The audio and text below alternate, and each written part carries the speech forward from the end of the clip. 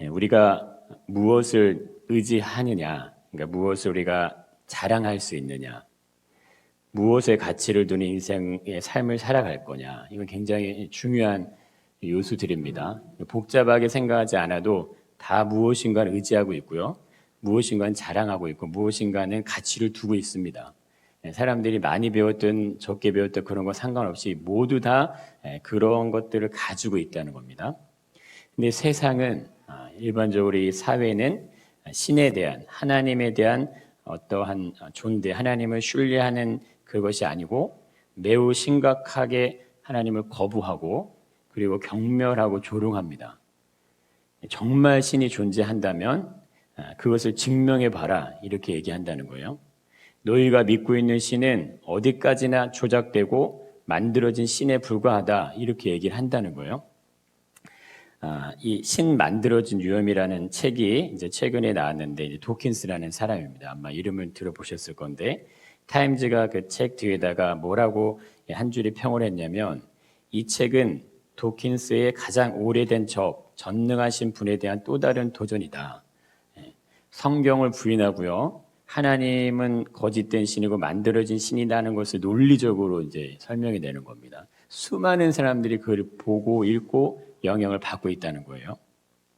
그러면 사람은 스스로 얼마든지 신에 대해서 얘기를 할 수 있습니다. 그것은 인간이 가지는 자유입니다, 자유. 그러니까 인간은 신을 그래서 만들어낼 수도 있고요, 자체적으로 신을 거부하거나 조롱도 할 수 있다는 거예요. 그런데 분명한 한 가지는, 인간은 절대 신을 이길 수 없다는 겁니다. 세상이 얘기하는 신, 우리가 알고 있는 하나님을 절대 이길 수가 없다는 거예요. 지식으로, 힘으로, 능력으로, 어떤 과학으로, 지금 뭐 인공지능이든 뭐 여러 가지 최첨단 이것들을 가지고 슈퍼컴퓨터를 가지고 하더라도 절대 이길 수가 없다. 왜 못 이기냐? 보이지 않으시니까요. 그런데 존재하신다, 이겁니다. 보이지 않으시는데 존재하신다. 보이지 않으면 싸울 수가 없어요. 근데 존재하신다는 거예요. 이게 기가 막힌 말입니다. 그러니까 어디에 계신지를 알아야 싸우는데, 사람의 능력으로 신에 대한 명확한 이해를 가질 수가 없다는 거예요. 단지 그냥 주어진 데이터를 가지고 이해하는 것 뿐이에요. 이 성경을 논리적으로 잘못됐다고 막 증명해내기 위해서 여러 가지 학설과 어떤 것들을 가지고 하는 것 뿐이지, 그거 이상으로 할 수 있는 게 없다는 겁니다.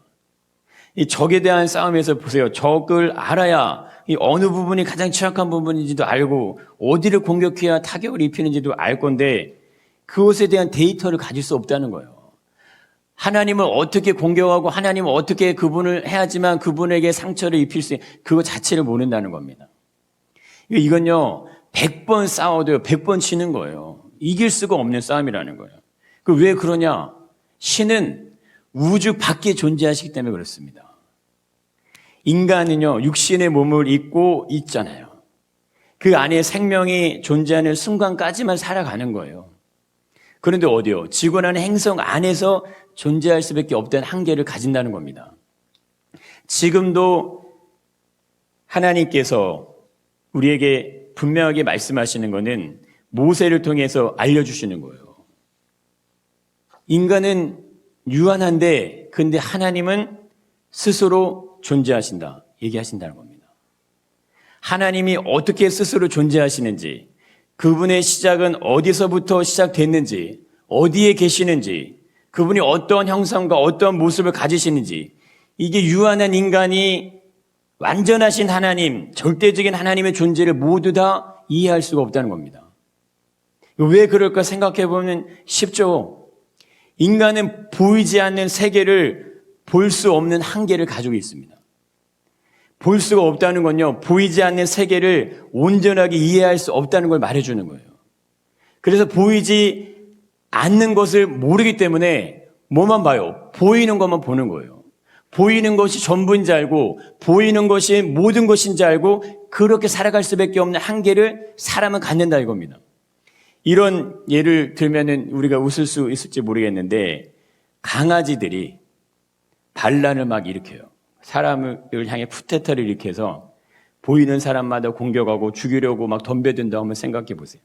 그렇다고 이 강아지들, 개들이 인간을 이길 수 있을까요? 강아지는 기계를 다룰 수가 없잖아요. 하늘에서 땅에서 기계로 무장한 어떤 인간의 대응에 전혀 무방비합니다. 이길 수가 없어요. 그러니까 아무리 지혜를 모아도요, 강아지들은 인간을 이기는 거 불가능하죠. 근데 인간의 신에 대한 도전은요, 어쩌면 이 강아지들이 인간을 향해 도전하는 이야기보다 더 말이 안 된다는 겁니다. 이건 더 설명할 수 없는 부분이라는 거예요. 하나님은 이 땅에 존재하는 모든 인간을 한순간에 완전히 멸망시킬 수 있는 권한과 권리를 가지고 계십니다. 만약 하나님께서 그렇게 작정하시게 된다면 누가 그것에 대해서 반대할 수 있겠냐 이거예요. 인간을 만드시고 세상을 조성하신 분이 자신의 뜻대로 자신의 마음대로 모든 것을 행한다고 할 때 누가 거기에 대해서 반론을 제시할 수 있냐 이겁니다. 근데 하나님은 선하시다 이거예요. 하나님은 완전하시다고 말씀하십니다. 그 보이는 대로 직접 심판을 행하시는 분이 아니다 이렇게 성경을 얘기해 준다는 거예요. 불의하다고 해서요 그의 생명을 위협하시는 분도 아니다. 너희들이 나를 부인하고 나를 떠나 있고 나를 향해서 경멸과 멸시를 한다 하더라도 즉각적으로 하나님의 심판이 임하시게 하시는 그런 분이 아니라는 거예요. 그래서 우리 뭐예요? 하나님이 없다 얘기하면서도 자랑해요 세상은. 하나님이 없다고 말하면서도 그것이 아무런 반응이 일어나지 않는 것 같으니까 그러네 진짜 하나님이 없네 이렇게 사람들이 얘기한다는 거예요. 근데 하나님은 우리의 연약함을 아시고 우리의 슬픔을 아시고 우리의 괴로움을 아신다고 얘기하신다는 거예요. 그래서 우리에게 선을 베풀어 주시고요. 우리를 긍휼히 여겨주시고 우리를 불쌍히 여겨주신다고 말씀하신다는 겁니다. 지금도 하나님께서 자신의 어떤 섭리와 질서와 이 계획과 능력을 철회해버리시면 그냥 없는 걸로 해버리시면 인류는요 존재할 수 없는 피조물에 불과한 겁니다. 이 사실을 안다면요 이보다 놀라운 은혜는 없는 거예요. 태양이 빛을 잃으면 지구는 존재하는 모든 생명체가 어떻게 되겠는가? 우리가 존재하고 살아가고 생활하고 있는 이곳은요 그냥 파괴되죠. 그냥 멸망합니다. 흔적도 없이 사라질 수밖에 없는 구조를 가지고 있어요. 어쩔 수 없이. 우리들은 안전하고 평화롭고 풍성한 삶을 누리고 살고 있지만 그것이 인간의 능력으로 행해지는 것이 아니다. 이걸 성경이 얘기한다는 거예요. 지구가 돌아가는 것, 자전하고 공전한 것을 멈추면 어떻게 되겠나? 이렇게 얘기하죠. 그런 일은 절대 없어. 그렇게 이야기할 수 있어요. 그런데 보세요. 그 자신감이 누구에게서 나오냐 이거예요. 인간은 멈춰선 지구를 돌릴 수 있는 능력을 가지지 못합니다. 이거를 우리가 알고 깨달아야 돼요. 지구가 돌아가는 것 스스로 돌아가는 게 멈춰버리면 그걸 누가 돌릴 거냐 이거예요. 코로나 하나도 못 잡아내는데. 인간 스스로가 모든 것이 다 가능할 거라는 어떤 확신, 그게 명확한 증거로 진짜로 그게 존재한다면, 그러한 능력을 인간이 가졌다면, 그렇다면 신에 대한 부인은 얼마든지 가능할 수 있습니다. 그건 얼마든지 할 수 있다는 거예요. 그런데 사람은 홀로 존재하기에도 불완전한 존재라는 겁니다. 그래서 내 옆에 나를 도와줄 수 있는 누군가가 혹은 무엇인가가 존재를 해야 살아갈 수가 있어요. 오늘날 가족의 어떤 패러다임이 바뀌면서 1인 가족이 늘어나고 있지만 그렇다고 해서 혼자서 모든 것이 해결되는 건 절대 아닙니다. 무엇인가가 자신에게 위로가 되는 부분들을 누구나 다 가지고 있다는 거예요. 그게 애완동물이 되었든 SNS가 되었든 휴대폰이 되었든 무엇인가 하고는 소통하고 있어요. 기계하고 하든 사람하고 하고 동물하고 하든 교감하고 마음을 나눌 수 있는 무엇인가를 원하고 그걸 가지고 있다는 거예요. 시대가 발전하고 변화하면서 그 대상이 사람에게서 다른 무엇으로 옮겨간 것뿐이지 사람은 그걸 필요로 한다 이겁니다. 근데 하나님은 그 어떤 것도 필요치 않으시고 스스로 완전하게 존재하실 수 있는 분이 하나님이십니다. 그렇다면 우리들이 생각해 볼 수 있는 물음이 있죠. 사람은 왜 홀로 존재하게 불완전한 모습을 가질 수밖에 없는가 하는 것입니다. 사람은 스스로 완벽할 수 없기 때문에 그렇습니다. 사람은 절대적일 수도 없습니다. 사람은 스스로 내가 최고라고 말할 수 있을 만큼 대단하지도 않습니다. 내 몸에 이상이 생기면요, 우리는 병원을 가요. 근데 가만히 생각해 보면 내 몸인데 내가 치료가 안 돼요. 내가 어디가 아픈데 내가 어디가 아픈지 나 자신도 모른다 이거예요. 사람이 완벽하다면 모든 것이 가능해야 되는데 그렇지 않다는 거죠. 우리 몸에 수분이 부족하면 탈진이 오는데, 그런데 그 탈진이 왔을 때 그 상태를 며칠 지속이 되면 뭡니까? 생명의 위험이 옵니다. 그렇게 그냥 내버려 두면 죽게 되죠. 이게 아주 사소해 보일 수도 있지만 우리 몸에 생명과 직결되는 부분에서 결핍이 생길 때 사람은 스스로 자생할 수 있는 능력을 가지지 못한다는 거예요. 이게 불완전한 모습들이죠. 사람이 생명을 유지하기 위해서 반드시 필요한 요소들이 있죠. 에너지가 필요하고요, 수분이 필요하고 공기가 필요합니다. 근데 이런 것들이 오염되면 어떻게 됩니까? 지금 일본에서 이 해양이 방출해는 이런 거 갖고 막 문제 생기는데, 이 지금 미세먼지 날라오는 걸로 인해서도 문제가 생기는데 여러 가지 마시는 공기와 물이 오염되고 이렇게 되면 어떻게 되겠냐 이거예요. 사람이 아무리 위대해 보이고 대단해 보여도 사람이 할 수 있는 일보다 할 수 없는 일이 지극히 더 많습니다. 그래서 인간이 매우 겸손할 수밖에 없다는 거예요. 창조주가 인간을 그렇게 만드셨다는 겁니다. 사람은 지구라는 행성 안에 존재하는 모든 자연 환경을 만들어내지 않았습니다. 생명의 신비, 어떤 자연의 혜택, 산과 바다와 땅과 하늘에 주어진 모든 생명의 기운들이 존재하기에 사람은 삶을 살아갈 수가 있습니다. 그런데도 자신의 삶에서 누려지는 모든 것들이 마치 나의 노력인 양, 내가 수고해서 얻은 것처럼, 내가 열심히 살았기 때문에 내게 주어진 삶인 것처럼 자랑하고 그것에 만족하고 그것으로 웃고 울고 그것으로 슬퍼하고 즐거워하고 그렇게 산다는 거예요. 일반적으로 신앙을 갖지 않은 사람들은 이 세상에 존재하는 모든 것을 우연한 결과, 진화로 설명하고 얘기합니다. 근데 그것으로 사람의 존재에 필요한 모든 것이 설명이 가능할 수 있느냐 이거예요. 그는 불가능하다 이겁니다. 밝혀지지 않은 엄청난 생명의 지혜들이요, 우리 안에서 지금도 작동되어지고 움직여지고 있어요. 다 밝힐 수 없습니다. 다 깨달아 할 수 없어요. 지구라는 행성 안에 존재하는 모든 생명의 신비를 과학으로 지식으로 다 증명된다? 증명되지 않습니다. 우리 마음만 봐도 아실 수 있어요. 내 마음이 아침, 점심, 저녁이 다 달라요. 내 생각에 내 의지가요, 내가 지금 있다 1시간 있다 1시간 후에 다 달라요. 예배 전과 예배 후가 다 달라요. 어떻게 내 마음인데 그렇게 수시로 마음이 바뀌어요. 내 생각인데 내 생각이 내 뜻대로 움직이지 않을 때가 너무 많다는 거예요. 사람은 시간을 지배할 수 없다는 사실만 보아도 사람의 연약함을 알 수 있습니다. 사람의 인생의 시간을 거꾸로 돌아가게 할 수 없잖아요. 그래서 때가 되면 누구나 죽음이라는 최종 지점에 이르릅니다. 근데 죽기를 누가 원하냐 이거예요. 아무도 원하지 않아요. 생명 영장의 꿈을 이루고 싶어서 노력해요. 그렇지만 자연적으로 늙어가고 노쇠화되는 원리는요, 막아설 수 없다는 거예요. 아무리 좋은 음식을 먹고 좋은 환경, 좋은 걸 누리고 산다 해도 내 청춘과 내 젊음의 시간은 흘러가게 되어 있다. 그걸 막아서고 멈춰서게 할 수 없다는 거예요. 이거를 어떻게 거부합니까? 이거를 그렇게 일어나지 않게 그냥 내 시간을 영원히 시간으로 잡아둘 수 있는 그 능력, 그것은 인간에게 없는데 그게 하나님께 있다는 거예요. 그것을 시간에 만든 창조주, 창조자가 인간에게 영원한 시간의 공간 안으로 들여보내시기 위해 새 하늘과 새 땅이 준비되는지 믿습니다. 그래서 믿음은 다른 겁니다. 여러분, 우리가 코로나 팬데믹 상황을 통해서도 알 수 있는 것들이 있죠. 사람은 미래에 대한 대처가 완벽할 수 없다는 거죠. 언제 어떻게 어느 시점에 문제가 생겨날지 예상이 불가능합니다.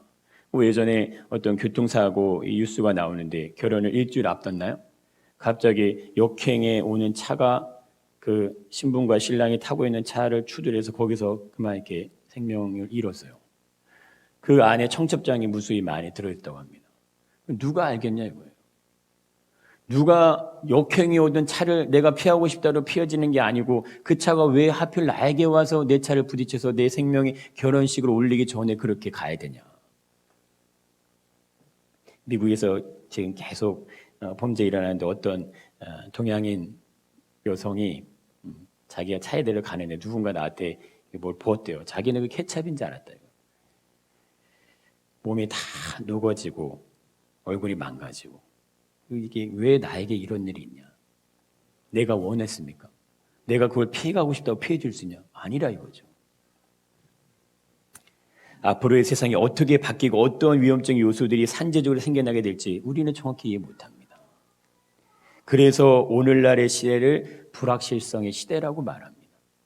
불확실성의 시대 가운데 내가 불확실한 존재로 살면 불확실한 마음 가운데 흔들릴 수밖에 없는 존재가 우리라는 거예요.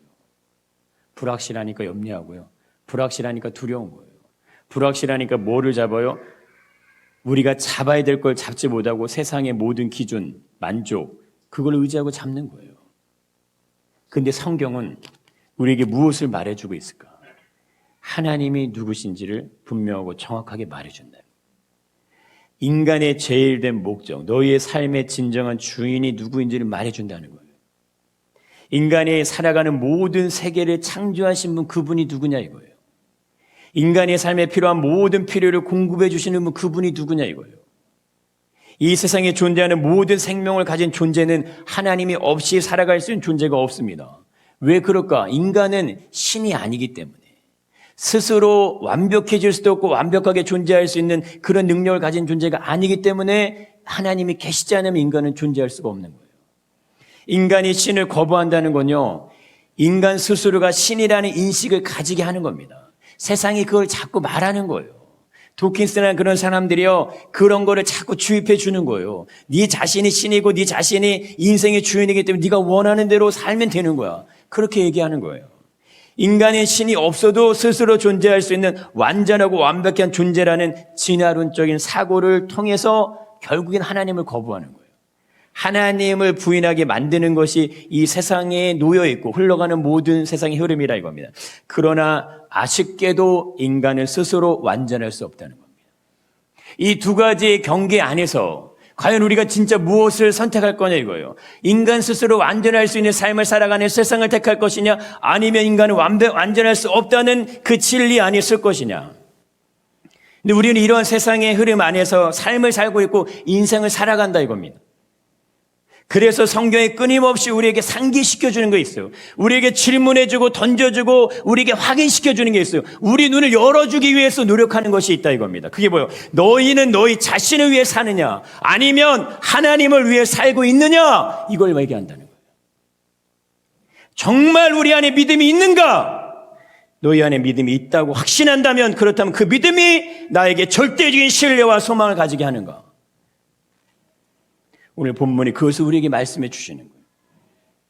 본문의 말씀에 매우 중요한 부분이 있음을 알 수 있죠. 예수님의 최종 목적지, 그분의 목적지는 이 세상이 아니라는 사실을 확인시켜 주는 거예요. 예수님의 최종 목적지가 이 세상이 아니면 예수를 믿고 따르는 예수님의 제자들 120명의 성도, 교회, 이 땅에 하나님의 자녀로 부름받은 모든 자들의 최종 목적지는 이 땅이 아닌 것을 아시길 축복합니다. 우리의 시각과 관점이 이 세상에 초점이 있다면 우리는 능히 세상을 이길 수가 없다는 겁니다. 그거를 말씀하시는 거예요. 신을 부정하고 하나님을 부인하고 할 때 우리는요, 모두가 침묵할 수밖에 없어요. 아무런 힘도 없고 아무런 반응을 일으킬 수 없는, 왜? 세상과 버텨 살아가는 사람들이기 때문에 그게 안 나온다 이겁니다. 그런데 사도행전의 역사는 이것을 이길 수 있는 능력이 우리에게 부어질 것을 말해주는 겁니다. 그래서 믿음의 사람들이 살아가는 삶은 다를 수 있다는 것을 증명해 주는 거예요. 그걸 보여주는 거고 확인시켜 주는 거예요. 그게 사도행전의 오늘 우리가 읽은 본문의 말씀입니다. 세상이 하나님을 부인하고 거부한다는 것은 우리가 살아가고 있는 이 세상이 전부다, 그렇게 믿고 그 이상의 것을 기대하지 말고 살아라. 그래서 자기 중심적으로 육신적인 정욕에 의해서 세상을 살아가도 된다고 말하는 겁니다. 가진 것이 힘이고 실력이 능력이고 남들과 비교해서 자랑할 것이 있어야 만족하는 삶. 그런데 예수님은 우리에게 분명하게 보여주시는데 우리의 삶의 최종 목적지는 이 땅의 삶이 아니다. 우리에게 주시고자 하는 그 나라가 있음을 믿으시길 바랍니다. 그 나라가 존재하기에 예수가 십자가를 지심으로 죽는 것이 헛되지 않다는 사실 앞에 여러분 무릎을 꿇으시길 바라요. 예수님이 가시기 전에 마지막 무슨 말씀을 남기셨을까? 잘 살아라. 나는 간다. 어디로 가시는데요? 나도 몰라. 사람들이 이렇게 얘기하죠. 이건 인간이 얘기할 수 있는 말이에요. 내가 어디로 와서 어디로 간지 몰라요. 근데 나 이제 가. 너희들 남겨진 자녀들 잘 살아. 근데 예수님이 전혀 다른 말씀하세요. 잘 살아, 나는 간다. 이게 아니에요. 인생의 목적을 얘기하시고 너희들이 어떻게 삶을 살아야 되는지 그 이유와 가치를 얘기하신다는 거예요. 근데 중요한 건 그렇게 사라지게 할 수 있도록 능력이 임한다는 겁니다. 이전에 경험하지 못했던 성령의 능력과 강력한 권능이 120명의 성도의 삶에 임할 때 이거는 상상할 수 없는 일이 일어납니다. 그게 오늘날 하나님이 우리에게 주시려고 하는 꿈입니다. 이 꿈을 꾸시길 바라요. 이 꿈을 이루시길 바라요. 적어도 교회가 존재하면 그 정도는 하고 가야 될 거 아닙니까? 먹고 사는 거 하루 세끼 누구나 다 보고요. 누구나 다 먹고 살고 누구나 다 좋은 차, 좋은 집, 좋은 거 원하고 좋은 거 가지려고 해요. 다 그래요. 그래서 그거 펼쳐놓고 경쟁하면 누가 크고 누가 작냐, 누가 있고 누가 없냐, 그거 갖고 뭐 한다는 겁니까? 그러다가 인생 가는 거예요. 그러다가 죽으면 한 줌 흙이 돼서 그냥 죽는 걸로 끝나는 거예요. 왜 다 똑같은 삶을 살기 위해서 아등바등하면서 내 마음에 상처 있고 내 마음에 슬픔 가지고 내 마음에 고통 가지고 그렇게 사냐 이거. 예수를 믿는다고 하면서. 그게 아니고 하나님의 능력을 가진 하나님의 자녀로 사시기를 축복합니다. 하늘로부터 주어진 능력, 권세, 권능. 얼마나 놀라면 인간이 가질 수 없는 것을 보이지 않으시지만 존재하신 그 하나님이 행하시는 능력이 우리에게 부어지는 거고 하나님이 이루시려고 한 그 일의 동역자로서 우리가 부르심을 받는 겁니다. 그가 오시면 너희의 삶의 능력으로 충만해질 것이다. 세상이 능히 너희를 이길 수 없게 될 것이라는 걸 얘기해 주는 거예요. 그러나 세상이 너희를 이기지 못하는 것으로 기뻐할 것이 아니다. 예수님이 그 얘기하죠. 예수님의 말씀 자체가 우리에게 전해주신 자체가 그냥 아마추어적인 믿음의 신앙을 가진 자로 살아가라 그거 뚝 던져주는 게 아니고 나를 위해 내 나라를 위해 너희가 가진 생명을 내어줄 수 있는 그들을 세우시기 위해서 예수님이 죽으시는 거예요. 그거 아시기 바랍니다. 그냥 내가 믿다가 이 땅에서 내 자녀가 잘 되고 내 사업이 잘 되고 내 가정이 잘 되는 걸 만족하면서 예수는 믿어지지가 않는 거예요. 그거를 아실 수 있길 바랍니다.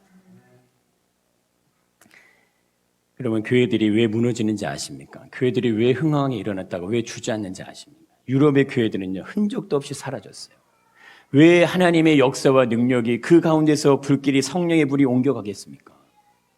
이 땅에 대한민국에 수많은 교회가 있어도요, 제대로 하나님의 뜻을 받지 못하면 교회는 그냥 무너집니다.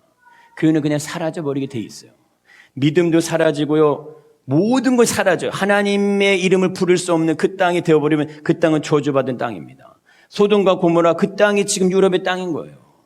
여러분, 그것이 아무렇지도 않은 느낌을 가지십니까? 천만의 말씀이요. 그렇다면 우리 안에 분명한 정체성이 생겨날 수밖에 없다는 거예요. 인생을 왜 사느냐?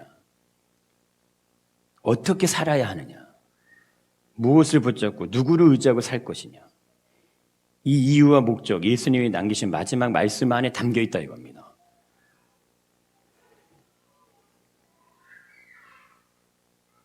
읽어보겠습니다. 이르되 갈릴리 사람들아 어찌하여 서서 하늘을 쳐다보느냐? 너희 가운데서 하늘로 올리신 이 예수는 하늘로 가심을 본 그대로 오시리라 하였느니라. 천사가 하늘을 바라보고 예수님이 승천하시는 모습을 보는 제자들 향해서 얘기해 주는 말씀입니다.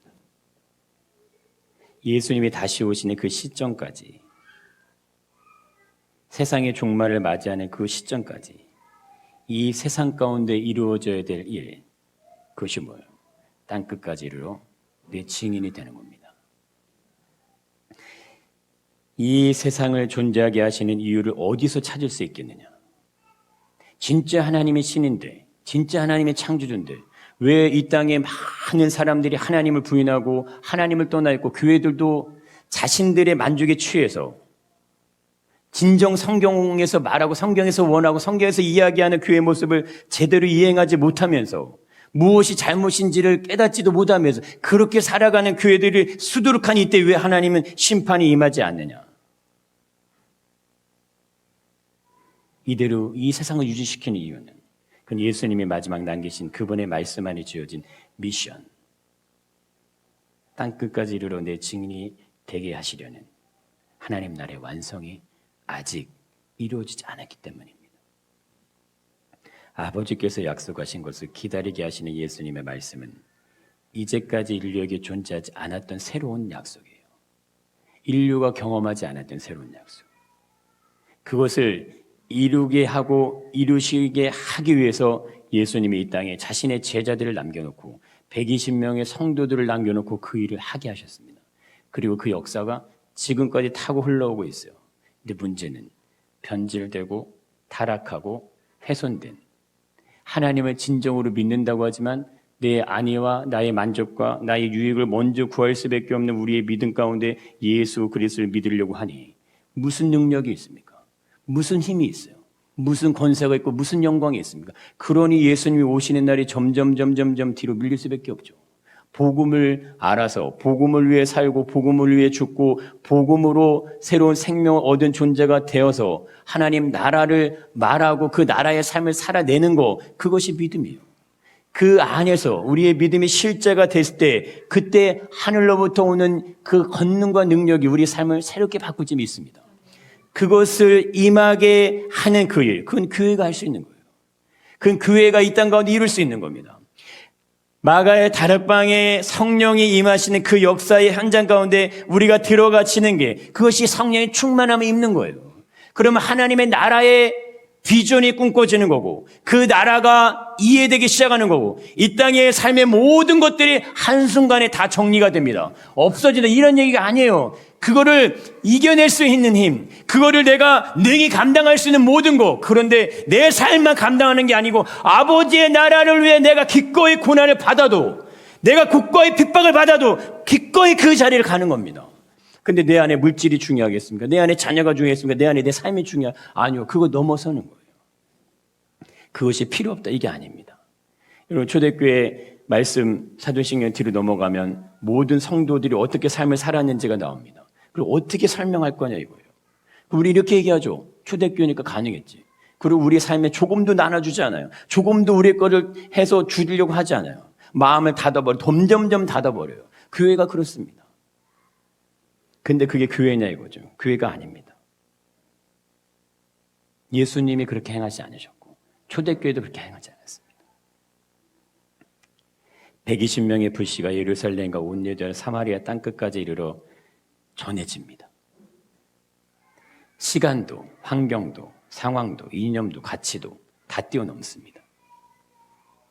모든 학설도, 모든 지혜도, 모든 능력도 다 뛰어넘습니다. 그리고 그 가운데 예수가 심겨주고 예수가 증거되고 예수가 전해질 때 예수 그리스도 앞에 진심으로 무릎을 꿇는 그 자들에게 구원이 이루어질지 믿습니다. 복음을 전하기 위해서, 복음을 증거하기 위해서 그 길을 걸어간 그들이 있기 때문에 그들을 통해서 오늘날 이 땅까지 교회의 명맥이, 교회의 생명이 이어져 내려오는지 믿습니다. 하나님의 말씀을 풀어서 설명하는 것은 쉬울 수 있어요. 문제는 그 말씀이 사라지게 하는 것은 우리의 능력으로는 불가능합니다. 그 말씀대로 우리의 삶이 행해질 수 있도록 하는 것은 하나님으로부터 오는 하나님의 능력이 우리에게 덧입혀질 때 그때 가능하다는 거예요. 니고데모가 예수 그리스도께 찾아와서 당신을 선생이라 말하고 예수의 말씀을 들을 때 도통 이해를 하지 못하고 돌아가는 것처럼 사마리아 여인이 예수님을 만날 때 내가 그다 예수님의 말씀을 통해 그가 예수 그리스도를 알고 자신 안에 생명의 강물이 터져서 흘러넘치는 걸 경험하는 것처럼 우리가 이 땅에 육신의 몸을 입고 살고 있지만 예수의 생명으로 충만해지시기를 간절히 축복합니다. 우리는 교회를 다니는 게 아니고 예수와 동행하시는 거예요. 우리는 그냥 단순히 예배를 드리는 게 아니고 하나님의 영광의 보좌 가운데 들어가시는 거예요. 하나님의 능력으로 충만해짐을 입는 그 자녀, 그 자들이 오늘 이 땅 가운데 내가 살아갈 때 베푸시는 그 능력이 100이 되고 1000이 되고 만이 돼서 흘러넘치게 해라. 그거를 이 세상의 모든 사람들이 알게 해라. 그래서 가난한 자들, 부족한 자들, 없는 자들, 외로운 자들, 그 자들이 위로받고 그 자들이 나에게 돌아올 수 있도록 해라. 너희들에게 내가 그런 능력을 줄 것이며 너희들에게 내가 그런 물질의 힘을 줄 것이다. 이거를 구하시고 받기를 축복합니다. 그냥 내 삶에 이게 만족이 아니에요. 하늘의 보화가 열리고 하늘의 능력이 열려서 그 영역이 우리의 삶에 충만하시기를 간절히 축복합니다.